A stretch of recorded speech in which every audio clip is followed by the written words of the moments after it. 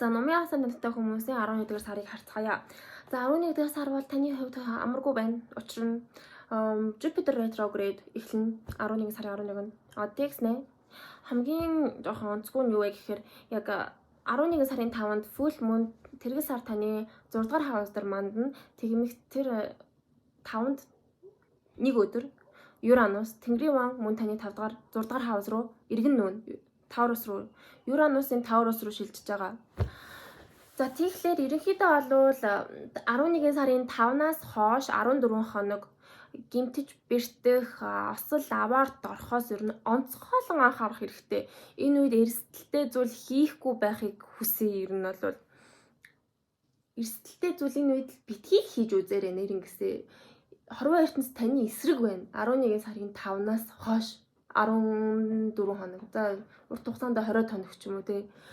11 сарын 4-нд Марс гариг, ангараг гариг, дайны гариг, асуудал үүсгдэг, хүчирхийлэл үүсгдэг, гимтэж бэртэх аюултай үе болол эхэлж байна. 11 сарын 4 болон 5-наас хойш ер нь Uranus-ын нөлөөс давхар орж ирж байгаа. Зүгээр л болгоомжтой, баг гэртээ зүгээр суухад хангалттай тийм үе байна. За ерөнхийдөө бол өмнөх зөндөө олон бичлэгүүд дээр би танд Jupiter одоо таны 8 дугаар хаус буюу дэлхийн ордод байгаа гэж ярьсан баг. Одоогоор бол Jupiter номын хасаантай хүмүүс баг зэргийн залхууралтай эсвэл ямар нэгэн зүйлсийг ингээд жоохон ажигласан байдалтай, хардсан байдалтай эсвэл өөр бус хүмүүсийн мөнгө санхүүтэй холбоотой зүгээр сууж байгаа мөнгө олчих санаатай тийм төлөвлөгөөтэй эсвэл жоохон сэтгэл санааны хямралтай, жоохон нууцлаг, дотгошоогоо депрессцэн ч юм уу байдалтай байж магадгүй. Ерөнхийдөө бол энэ жилийн 6 сараас дараа жил 26 оны 6 сар хүртэл энэ хугацаанд бол Бархан сайд гарагийн онцгүй барилдад 8 дахь хаус дээр байгаа учраас энэ үед эрүүл мэнд жоохон анхаарах зохистой. Дээрээс нь анхаарах зохистой дээрээс нь одоо 11 сарын дундаас Jupiter retrograde эхэлж байгаа учраас тэр тусмаа эрүүл мэндэд анхаарах хэрэгтэй болж эхэлж байгаа. Эсвэл энэ нь эрүүл мэнд биш юм аа гэхэд таны хийх гэж зориулсан үйл хэрэгүүд, харилцааны үйл хэрэгүүд, эсвэл ямар нэгэн амьдралыг харах үнцгийг өөрчлөх үйл хэрэгүүд дээр ч юм уу эдгээр нь өөрчлөлтүүдийг авчирч магадгүй юм аа. За 11 сарын 5-наас хойш 4 болон 5 яг энэ тэрэгэл сартай үеүүдээс эрүүл мэнд хамгийн чухал шүү. Үүнийг санаарай. За одоо детальчилж ярих юм бол 11 сарын 3-нд Бархан сайд гараг сугар гарагтай уулзна. Тэгэхээр эхний одоо хэд хоног 4-5 хоног бол эрэг таатай дайжгүй боломжийн бусдад харагдах байдал гэгээлэг хүмүүстээ таалагдах үйл хэрэг гэхэд тааламжтай эсвэл хоол хүнстэй мөнгөтэй бэлгэсэлттэй байж болохоор юм. Хамгийн эерэг үеүүд энэ эхлэж 11 сарын 3-ны аспект 11 сарын 27-ны аспект бол сугар гарагийн нөлөөнүүд орж ирж байна. Тэгэхээр 1-ээс 5 хүртэл ч юм уу. За урт хугацаанд 6 ч болох юм. За 24-ноос 29-ны хооронд энэ үед мөнгө төгрөгтөө харилцаа холбоо сайтай, хайр дурлалтай тав тухтай байна. Бусд үе нь бол disaster. За 11 сарын 4-нд ангараг гараг таны ascendant руу нүүн. Сая өнгөрсөн хугацаанд ангараг гараг хилэнцүүд дээр байхад хилэнцүүд зодуулсан. Хилэнцүүд хөлөө ургалсан, хилэнцүүд гимтсэн, муудалцсан. Тэрээс одоо ангараг гараг таны ascendant дээр ирзэн гэдэг чинь үнэхээр no joke байхгүй юу? За 11 сарын 4-нд ангараг гараг тань руу ормогцоо 11 сарын 5-наас Uranus-тай эсрэгдэж байна. Uranus-тай эсрэгцэнгүүт 4-өөс 7-ны хооронд гинтийн таамаглаг үйл хэрэгүүд өөрчлөлтүүд тохиолдно. Энэ үед эрүүл мэндийн асуудлууд гинтийн байдлаар өөрчлөгдөж магадгүй, харилцааны асуудлууд нь гинтийн байдлаар салах эсвэл нийлэх бас байж болно. Гэдэг хвшлийн салах байдаг л та. Айл нэг ямар нэгэн харилцаанд. За тэгээд давхар 11 сарын 10-нд бууд гараг ретрогрade хөдөлгөөнд орж эхэлж байгаа 11 сарын 10-наас. Тэгснэ 8-наас 11-ний хооронд бууд гараг ретрогрade хөдөлгөөнд ормогцоо одоо ямар нэг харилцааны үйл хэрэгүүд нь өөрчлөгдөж, гэрээ хэлцээрийн үйл хэрэгүүд нь өөрчлөгдөж эхэлнэ. Эсвэл хуучин харилцаа гарч ирнэ. Эсвэл одоо байгаа харилцааны асуудалд олж эхэлнэ. Mercury retrograde 11 сарын дуустал яг 3-7 хоног ретрогрade хөдөлгөөнд байна. За 11 сарын 12-нд Бархан сайд гараг санчир гарагтай гурвалжин аспект үүсгэн. Тэгэхээр энэ үед бол хариуцлагатай байх үе юм. Сөрөг тохиолдолд энэ үед өвдөж илүү сахилга баттай байх шаардлага гарна. Эсвэл илүү их төвчээр шаардлагатай үе байж болно. 5-аас 17 оны хооронд яг full moon гармагц цагаас тэгснэ энэ үед давхар 11 сарын 13-нд ангараг гарыг бод гарагтай уулзсан 8-аас 15-ны хооронд хичээл хийх, мэдээлэл дамжуулах, маркетинг хийх, хийш тийш явах хөдөлгөөнтэй үйл хэрэгүүд, гар хуруугаа хөдөлгөсөн үйл хэрэгүүд, эсвэл оюуны ухаан, оюуны энерги шаардсан үйл хэрэгүүдийг хийх тийм үе энерги давхар орж ирж байна хальтхан. За тэгснэ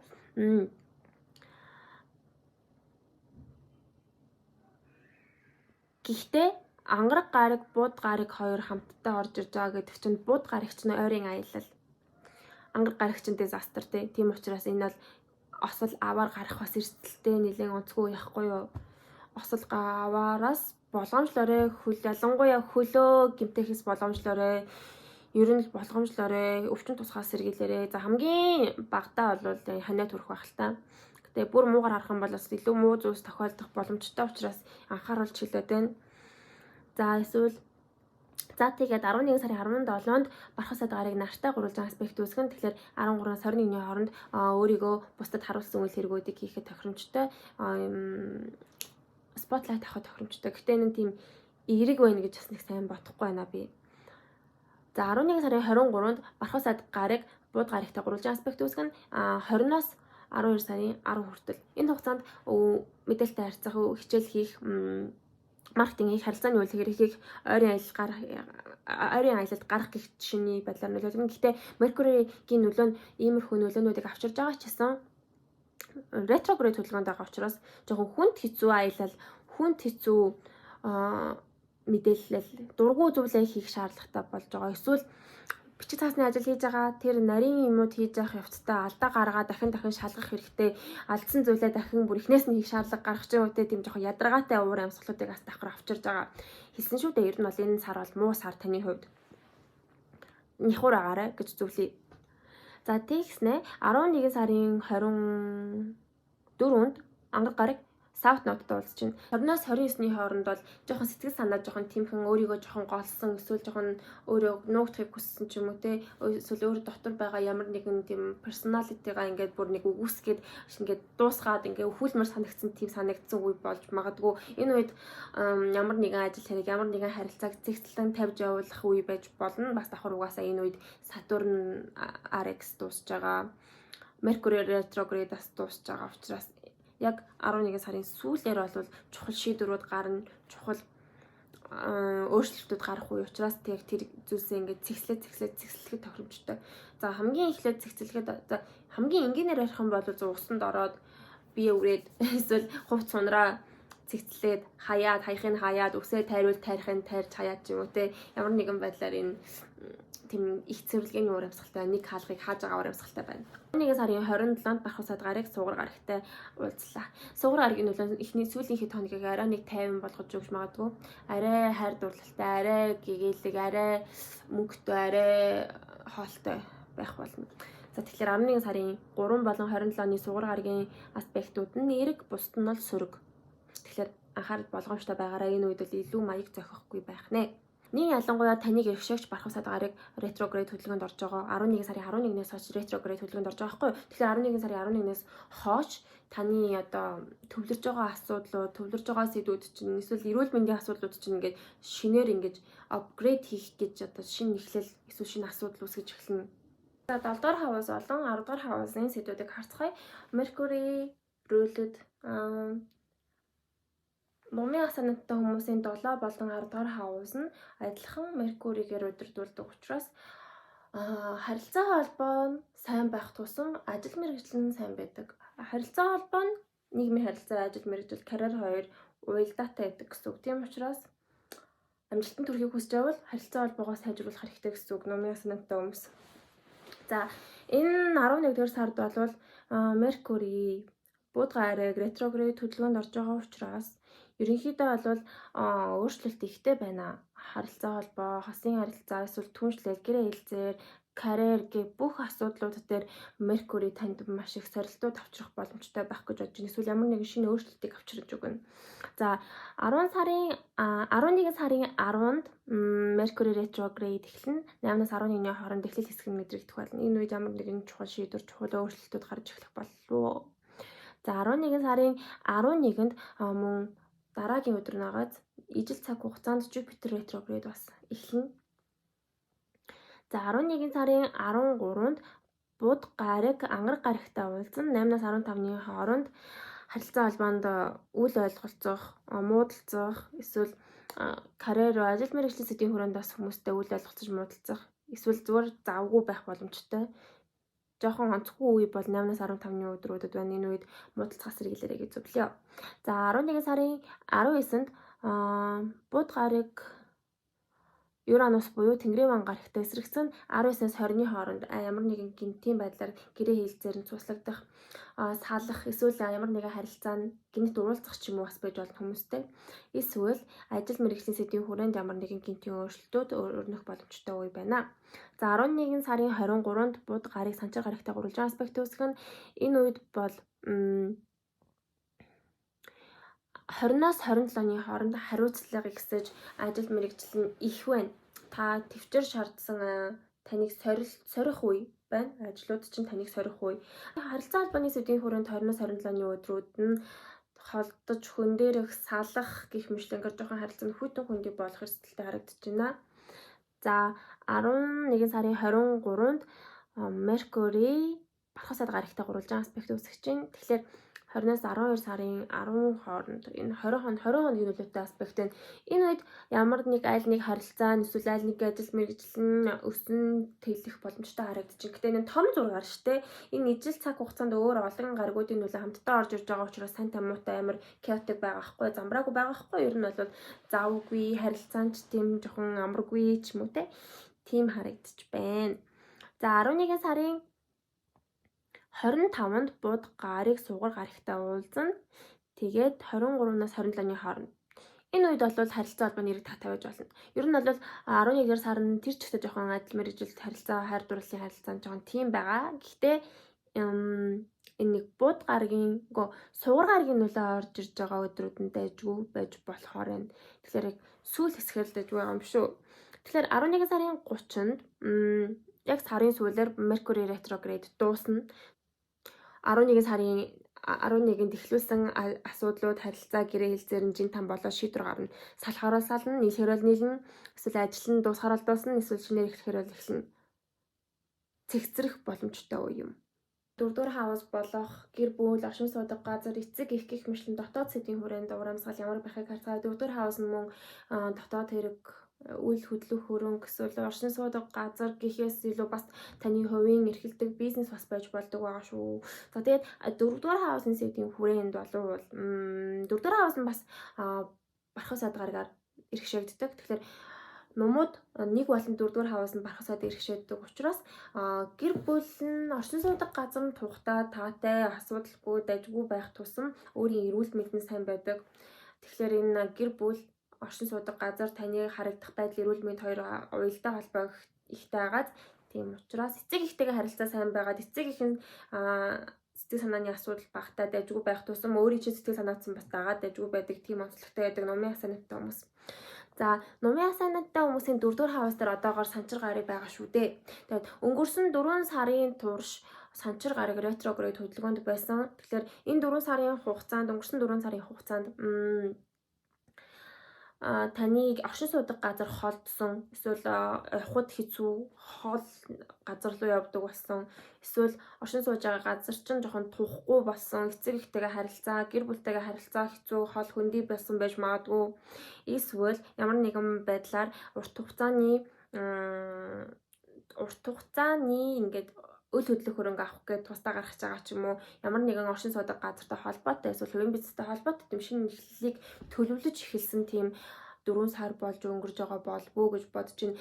Сатурн ретроград 4 сар болж өнгөрөөд яг 11 сарын 30-нд төгсгөл үед нь дуусна. Тэгэхээр яг 11 сарын 30-нд одоо яг за нүглээ суулаа, эсвэл гэр бүлийн асуудлууд яг нэг хэлэлцэж ярилцагдаж байсан бол одоо шийдэгдэн гэсэн үг. Нүүхээр ярьж байсан бол нүүн, эсвэл гэрээ хийх гэж ярилцаж байсан бол хийх ч юм уу те. Эсвэл ямар нэгэн байдлаар энэ нь сайн гэж хэлэхэд бол хэцүү. Учир нь Санчир гарагийн нөлөө чинь таныг удаашруулж яадаг. Эсвэл асуудлыг чинь ингээд сунжруулж, хоошлуулж, танд ингээд хичээл сургах гэж жоохон асуудлууд, саад бэрхшээлүүдийг гэр бүл 4-р хаваасын сэдвийн хүрээнд ондоосон тийм үе учраас юу болоод байгааг нэг 11 сарын сүүлээр хараарай гэж зөвлөё. За 11-р сарыг детальчилж харах юм бол 11 сарын 3-нд Бархасаад гарыг сугар гарыг нөлөөг аван. Тэгэхээр эхний 5 хоног бол сарын эхний 5 хоног гэр бүлтэйгээ цагийг зугаатай өнгөрөх, тэмдэглэлт үйлдэл тохиох ч юм уу, амттай хоол идэх, эсвэл гэгээлэг уур амьсгалтай байх боломжтой байна. Дэжгүй байна гэсэн үг. За 11 сарын 12-нд санчир гарагийн нөлөөг авч эхэлж байна. Тэгэхээр нэг 5-аас 17-ны хооронд нөлөөлөл өгнө. Энэ нь нэг full moon тэргээс саранаас хойш нөлөөлөл нь орж ирнэ гэсэн үг. Энэ үед гэр бүлдээ хариуцлага үүрэх шаардлага гарч магадгүй, эсвэл ямар нэгэн шийдвэрлэх асуудлууд үүсэж, эсвэл гэр бүлийн гишүүн ч өвдөх ч юм уу те түүнээс өдөрж танд хариуцлага нэмэгдэж магадгүй юм аа. За 11 сарын 17-нд Бархасаад гарыг нартай гурвалжин аспект үүсгэн нарны нөлөө нь 13-наас 21-ний хооронд нөлөөлөл өгнө. Тэгээ энэ нь юу гэсэн үг гэхээр гэр бүлд зарлан тунхаглах үйл хэрэгүүд тохиож магадгүй. Манайд ийм болж байгаа эсвэл тийм сайн ч болж болно, муу ч болж болно. Өөр тохиолдолд гэрээ бусдад харуулах ч юм уу те эсвэл гэрт чинь хин нэг чухал хин нэгэн байгаа шүү дээ. Одоо эмээ өвчин ч юм уу эсвэл эцэг эгчин ч юм уу эсвэл эхнэр нөхөр чинь ч юм уу хин нэг нарыг төлөөлөх чухал хин нэгэн те илүү ярилцаж одоо анхаарал хандуулах шаардлага гарч магадгүй юм эдгээр нөлөө нь. 11 сарын 23-нд Бархасаад гарыг бууд гарагтай бас санчир гарыг бас бууд гарагтай гурвалжин аспект үүсгэн. За 20-наас хойш нүүж сууж магадгүй. 20-наас хойш нүүж суух эсвэл үл хөдлөх хөрөнгөтэй холбоотой бичиг цаасны ажил хийх, эрт тийш явах, хөдөлгөөнтэй уур амьсгал бүрдэж магадгүй. Эсвэл гэр бүлийн гишүүдтэйгээ ярилцаж хэлэлцэх, communication үүсгэх боломжтой өдрүүд юм байна 20-оос хойш шүү. За тэгснэ 11 сарын 27-нд эрэг таатай нөлөө орж ирж байна. Учир нь сугар гарагийн нөлөө орж ирж байна. 24-нээс 29-ний хооронд сугар гарагийн нөлөө орж ирж байгаа учраас энэ үед гэртээ таатай, тухтай эсвэл гэрээ чимэглэх, гэртээ эд зүйл авч гэрээ гоё ялгах, эсвэл гэр бүлтэйгээ цаг зугаатай өнгөрөөж тайван, сайхан амттай хоол идээд эсвэл ямар нэгэн баяр тэмдэглэх ч юм уу гих зэрэгээр нөлөөлөх боломжтой байна. За тэгэхээр ерөнхийдөө 11 сарын 11-нд Бархасаад гарыг ретроград хөдөлгөөнд орно гэдгийг санаарай. Тэр үед яг жин тан мэдрэгдэх бах нэг өөрчлөлтүүд мэдрэгдэж эхэлнэ. За тэгээд 11 сарын 30-нд ретроград дуусна. Санчир гарагийн ретроград дуусаад 4 сарын хугацаанд байсан санчир гарагийн ретроград дуусаад жин тан болж цэгцэрнэ. Бас Mercury ретроград ижил цаг хугацаанд 11 сарын 30-нд дуусаад бас л ямар нэг асуудлууд нь цэгцрэх боломжтой байна. Мөнгө санхүү, амжиргааны зардал, хувийн санхүүгийн асуудал, материалын асуудлуудыг харьцахаар 11 сарын турш 11 сарын 12-нд санчир гарыг Бархасаад гарагтай гурвалжин аспект үүсгэн 5-наас 17-ны хооронд бол мөнгө олох боломжтой байна. Энэ үед хаасл хийж мөнгө олоорой, орлогоо олох боломжтой. Энэ үед бэлэг сэлт авах, хамтдаа хоол идэх гэх мэтлэнгээр дуртай зүйлдээ мөнгө өөрөх эсвэл бусдаас авах боломжтой тийм цаг үе байна. За 11 сарын 17-нд санчир гарыг нартай гурвалжин аспект үүсгэн 13-наас 21-ний хооронд их хэмжээний мөнгө зарлагдах, эрсдэлтэй мөнгө шатна эсвэл үнэтэй зүйлд мөнгө өрөх үе байж болохоор байна. 11 сарын 23-нд санчир гарыг бууд гарагтай гурвалжин аспект үүсгэж чинь 20-оос 27-ны хооронд эдгээр нөлөөлнө. Тэгэхээр энэ үед бол мөнгөний урсгал эрчимж нь хадгалагдана гэхээсээ илүү орлогч орон зарлагч гарна гэх мэтлэнгээр орж гарах боломжтой байна. За 11 сарын 27-нд санчир гарыг сугар гарагтай гурвалжин аспект үүсгэж чинь 24-нөөс 30-ны хооронд орлого орж ирэх, мөнгө олох боломжтой, бэлэгсэлт авах боломжтой эрэг таатай үеуд байна. За эрэг таатай үеуд нь бол 5-наас 17, 24-нөөс 30-ны хооронд байна мөнгө санхүүгийн хувьд. За 11 сарын 28-наас санчир гарыг ретроград хөдөлгөөнд дуусна. Тэгэхээр энэ нь нэг 22-наас 12 сарын 4 хүртэл ингээд мэдэгдэнэ. Өнгөрсөн 4 сарын хугацаанд мөнгө санхүүгийн асуудалтай жоохон хэцүүхэн байсан бол одоо 11 сарын төгсгөл үед эдгээр асуудалд нь шийдэгдэнэ. Өнгөрсөн 4 сарын хугацаанд мөнгөгүй байсан, эсвэл ажлаа солилцсон, эсвэл ямар нэгэн мөнгө олох арга нь өөрчлөгдсөн ч юм уу те, эсвэл мөнгөнд хандах хандлага ч нь өөрчлөгдсөн. Өөр тохиолдолд бүр хоол хүнсэнд хандах хандлагад ч бас нөлөөсөн ч болох юм. Тэгэхээр энэ 4 сарын хугацаанд болсон одоо зовлон энэ санчир таныг сурах гэж хичээсэн тэр хичээл нь юу байсан бэ те? Үр дүн нь 11 сарын сүүлд гарахаар байна. Мөнгөний тал дээр шүү. За тэгээд 11 сарын 19-нд таны 12 дахь хаус дээр new moon буюу шинэ сар гарна. Тэгэхээр энэ үед бас мөн адил эрүүл мэндийн асуудлууд эсвэл ямар нэгэн жоохон азгуутлуудаас жоохон болгоомжтой гэж зөвлөе. 12 дугаар хаус нь онцгүй хаус шүү дээ. Ер нь мэдж байгаа үстэй. За тэгээд дараа сарын 12 сараараа forecast-аар иргэн уулзцгаая. Амьд мэнд байх юм бол уулзцгаая. Баяртай. Like, subscribe дараарай.